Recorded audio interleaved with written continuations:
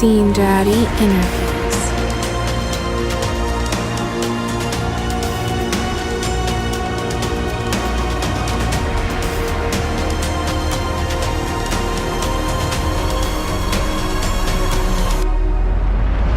Welcome to Scene Daddy Interviews. My name is Ian, and you're about to hear an interview with the multi-talented Danny Worsnop.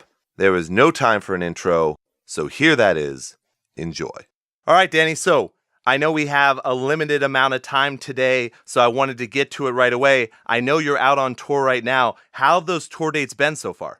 They've been great. I love doing these kind of broken down shows, if you will, where it's, obviously I'm used to a lot of the time having all the massive production and buses and trucks and like a bunch of different crew, but it's fun to get back down and just break it to the basics and play some good music. Right. So do you have a preference? Do you just like when you're in this kind of mindset, you like playing those type of shows, and then you also enjoy the arenas, or do you have a specific preference for what you like better? I think they're both different in and of their own right. I love both for different reasons. I love doing this because it's very casual. Right. And it's very real life, and it's basically just a guy with a guitar talking to people and singing. Yeah. And telling awful jokes. And then, I mean, the arenas obviously is like super pro. We have like set things that will happen and are done and said every night. And those shows are a lot of fun just because it's so big. Right. And it's over the top and it's showmanship. So they're both very different. I'm glad that I get to do both, because if I only got to do one, I would crave the other. Ah, I see. And I think that actually really does, and I'm sure you know this, it kind of speaks for your entire career with all the different things you've done. And you do seem to crave what you're not doing at that moment. So let me ask, I know I don't want to put you on the spot completely here, and I'm sure those jokes you're talking about are, based on the situation that you're in, but do you have a favorite joke that you like to tell people while you're out on tour? No, it's very much improv. All right, I had to check. Let's talk about then, keeping on the tour a little bit here before we move on to Shades of Blue. So on this tour, do you think you're getting a crossover of, fans of yours from Asking or We Are Harlot? Do you think you're getting a crossover of those fans plus brand new ones? Yeah. I mean, I do bring it up often within the show and kind of try and get a gauge on how many people have like, and I'm always surprised by it, and how many people are here because of Asking Alexandria or something like that, or people who just found out about Danny Worsnop and later found out about Asking or don't really know about Asking at all. And it's surprising how many of those there are. I mean, obviously Asking it's an enormous machine. Right. So I feel like I naturally assume people found out about my work outside of Asking Alexandria by being fans of Asking Alexandria. Oh, sure. And it's a very nice surprise that a lot of the times that's not the case. Ah, okay. Yeah, I guess word of mouth spreads, people get to hear the new singles that are out, and even if they don't know you from past bands, they're still coming because they like your music right now. Yeah. Right. But I would assume also for people that have been, like myself, who's been an Asking Alexandria fan from the beginning, and then now hearing your new music, to go see you live must be pretty cool in a way, or at least, kind of like a fish out of water almost, to see you in those smaller venues, because we're used to you being on those huge stages. So I'm assuming that's a very intimate, connection you get to make with fans now as well. Yeah, I mean, a lot of the fans have never gotten to see me in rooms like that, because I mean, Asking wasn't in rooms like that for very long. Right. So True. They get to see me either in an arena with 20,000 other people, and then all of a sudden it's just me broken down on a stage with like 500, 600, 1,000 people. Right. And it's like a whole different environment. Exactly.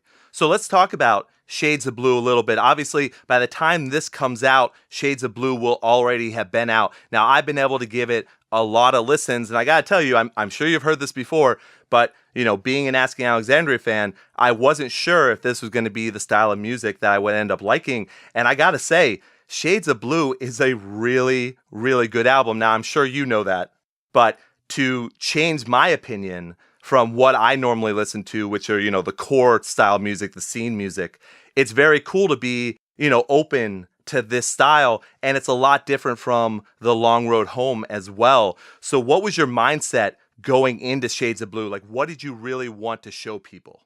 Well, this is the music that I grew up playing. This is what I played for, I think 13 years. I was doing this before Alexandria ever existed. So I was, when acting started, I had been doing this for longer than I've been doing rock and metal music now. Right. I think a lot of fans get it very confused and they're like, go back to your roots. I'm like, this is my roots, kid. Yeah, you're exactly where you were supposed to be. Gotcha. Yeah. Literally been doing this for longer than anything else. Right. So it's just been capturing kind of the music that I started making all those years ago. Right.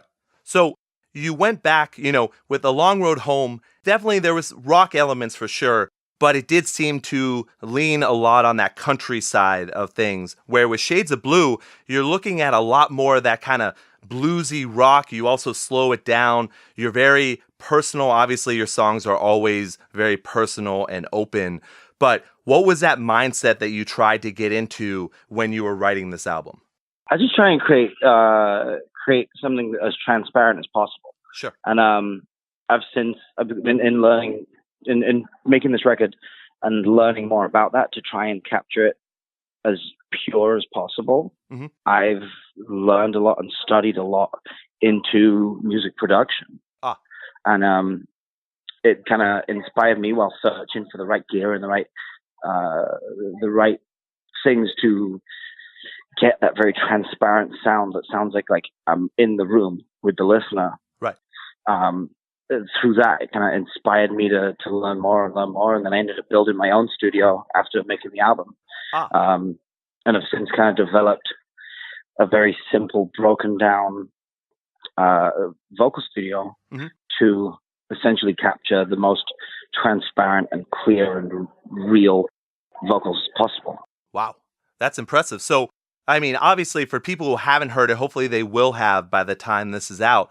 When you're talking about Shades of Blue, not only are you broken down on a lot of the tracks, but you also have a lot of backing from, horn sections. You have some duets in there as well.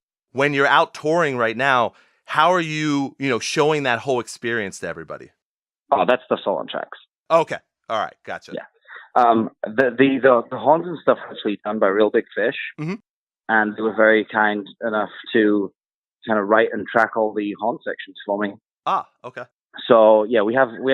I just have myself, my drummer, and my lead guitarist out. Okay. So all the other stuff's on tracks because I don't want to tour with 20 people. Right. It's expensive. Yes, I would imagine so. So, how did you reach out to Real Big Fish? Did they reach out to you? Did you say, "Hey"? My producer actually knows them. Okay. And I talked about wanting a horn section, and he just reached out to them, and they jumped on it. Very cool.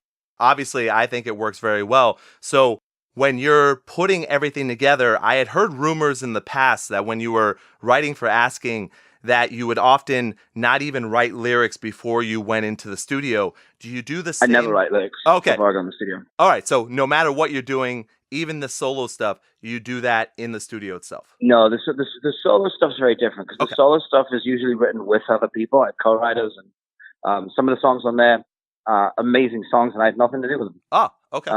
Best Bad Habit was written by the amazing Ashley McBride. So there are a few songs on there like that. Tell Her I Said Hey was Chris Stapleton. He wrote that. Okay.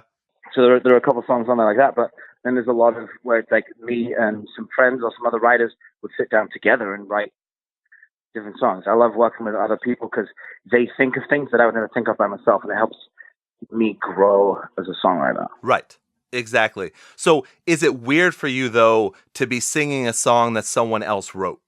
I have to connect with the song on a personal level. Okay. When I'm like, because my publisher will send me stuff all the time, be like, hey, this was submitted, and I think it'd be really good for you to sing. And I mean, there's a lot of great songs that I've been sent. I'm like, I love this. I'm going to listen to this a lot. It's not for me. I don't connect with this, but it's a great song. I love it. Ah, okay.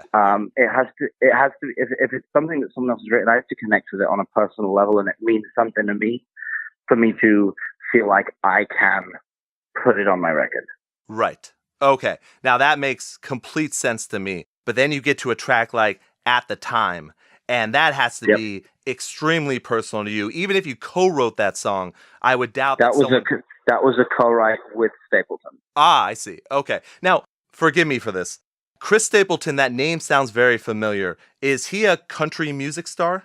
He's a very, very big country music star. Okay. Yeah. All right. Sorry. Like I said, I'm all, rock, post-hardcore, metalcore. So this is a little bit new for me, but I have heard that name before. So how did you guys decide to work together? That was actually a publisher thing again. Okay. He had pretty much a complete song, which was At the Time, and I loved it. And I was like, I think I could do something with this. Mm-hmm. So it was sitting down and rewriting what was there and coming up with something then over what he'd done, putting my stuff into it and making it something that was cohesive and maintains the integrity of what he put in, while making it a Danny Worsnop song. I see. All right. So when I brought up the track At the Time, and obviously that deals with a lot of personal things in your life. When you have to sing that, is it a cathartic experience for you to be able to do that, or does it every time you sing it, does it pull back those emotions? Well, both, I think, and I think that is the cathartic nature of it, where it brings back those feelings, and it helps me process and helps me deal with those feelings, because it forces me to address. It's not that it hurts all the time to bring it up. It's more that it lets you process those feelings. Yeah, because in the past, I mean, naturally, I just bottle that shit up. Right.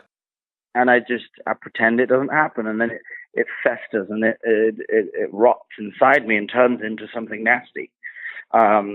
Whereas putting it into a song that I sing, I'm forced to face those feelings and those experiences, and forced to really accept the trauma or the heartbreak or whatever it may be in that particular song. Right. And that's something I've always appreciated, that you've been able to do so well. And one of the things I think that gets that through is your vocal style in general. You're one of the, most popular vocalists in the scene of music, but then your voice also really, really works for what you're doing here with your solo work with The Long Road Home and Shades of Blue. Now, obviously, you've been very open about things you've done in your life and the hardships you've been through in your life. What do you do now to take care of your vocals so that you're able to go on these solo tours? I listen to my body. I listen to my body in 100% of the things that I do. I'm a strong believer in your body will tell you what it needs. Mm-hmm. And if my body tells me to slow down, I slow down. If my body tells me to stop, I stop. Okay.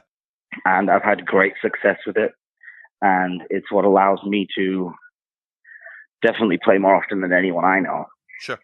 The second asking isn't touring, I'm booking other stuff. Right. And if I'm not touring, I'm in the studio. Gotcha. That's 100% of the time.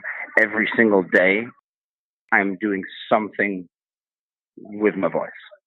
If I'm not playing, I'm in the studio. Mm-hmm. 100% of days. So 365 days a year, my voice is working. Right. And it's because of kind of the things I've learned and the things that fucking others taught me. Sure. The vast majority of it has just been trial and error, and it's been learning through mistakes and learning from mistakes. So at this point, I listen to my body, and my body's very good at telling me what it is it needs. If it tells me like, hey, we need to go a couple of days without talking. Yeah. And that's exactly what I do. The second I feel tight or feel something, just from knowing my body and all the years doing this, I usually know how to alleviate whatever that thing is. Like if I feel a little pinch, I will lay off sodium and caffeine and alcohol and anything rich in dairy. Like I'll pull that all the way back and just let that soothe and let that muscle recover. Yeah. and do its thing, nothing to irritate it. Yeah, I listen to my body and let it tell me what it needs. And as long as I listen to that and I don't do anything stupid, then it'll function as it's supposed to. There you go. And yeah, you've had years of experience to be able to know what your body's actually telling you. So that makes complete sense for sure. So let's hit Shades of Blue again. Once again, I have enjoyed this album immensely. I would say for sure, I think favorite track for me, hands down, is probably I've Been Down. It's my favorite. Yeah, that's an amazing song. I'm assuming, are you also playing that live as well? Not on this tour, no. Okay. All right. I'm saving it because I want that to be a single. Okay. Yeah, that would be an amazing single, I think. That got me on a lot of different levels. So was that a track that you did with co-writing, or was that something you wrote by yourself and you love it? I had written almost the entire thing, and then a buddy of mine, Chris Harris, who actually does all the harmonies, male harmonies on the record. Sure. He was over at my house and we finished that together. Okay. But it was written as a kind of a James Brown upbeat funk song. Oh, really? Okay. It wasn't until we were in the studio that I was sat down just playing it super slow on a dobro. And one of my guitarists, Art Santora, who was there, he was like, that sounds very cool. Let's fuck with that. Yeah. So we tried it a bunch of different ways. We tried it classical. We tried it like flamenco. And we kind of settled on this weird kind of half-speed flamenco on a dobro. And just had this very eerie, spooky, deep, emotive feel to it. Like haunting. That was kind of it was kind of unnerving almost. Right. And we just played and sang the song at the same time and did the take, and that's just on the record. We didn't touch it. We didn't edit anything. And awesome. It was just, we captured the raw emotion. Right. Yeah, you absolutely did. I love it. I absolutely love it. So I know we're winding down on time here. You're a very busy man for sure. I just wanted to hit on a couple things really quick. The Best Bad Habit music video. Obviously, you got a lot of shit for that.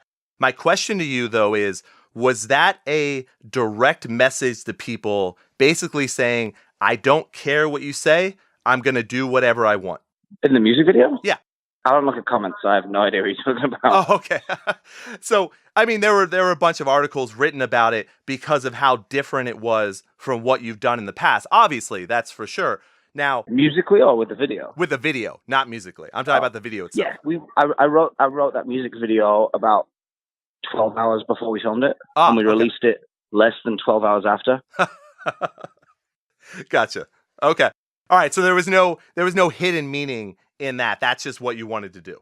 No, we wanted to make a very on-brand Danny Worsnop video, right? And it was, I was like, cool. I want to just do something that's very me. Right.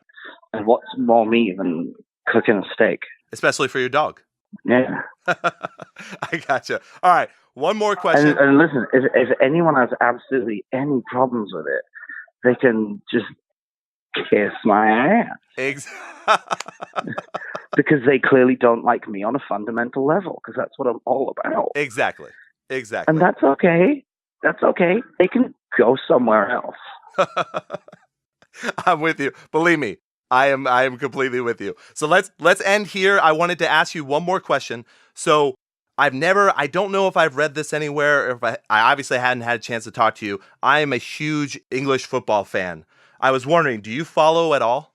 No, not even a little bit. Okay. All right. Well, there we go. See, that's all we needed there. So Danny, once again, thank you so much for taking the time out. I know you're extremely busy. Good luck with Shades of Blue. I really did enjoy going through it multiple times, and I'm looking forward to other people hearing it. Good luck on your tour, and thank you so much, man. Thank you very much. You've been listening to Scene Daddy Interviews. Thank you all for listening to Scene Daddy Interviews. Make sure you support the artists we featured by checking out the summary of the episode. Also, for all your scene news, reviews, and memes, make sure to follow Scene Daddy and Ian Hates on Facebook, Twitter, Instagram, and don't forget to subscribe and rate Scene Daddy Interviews on your favorite podcast listening app for more great artist interviews in the future. Stay seen.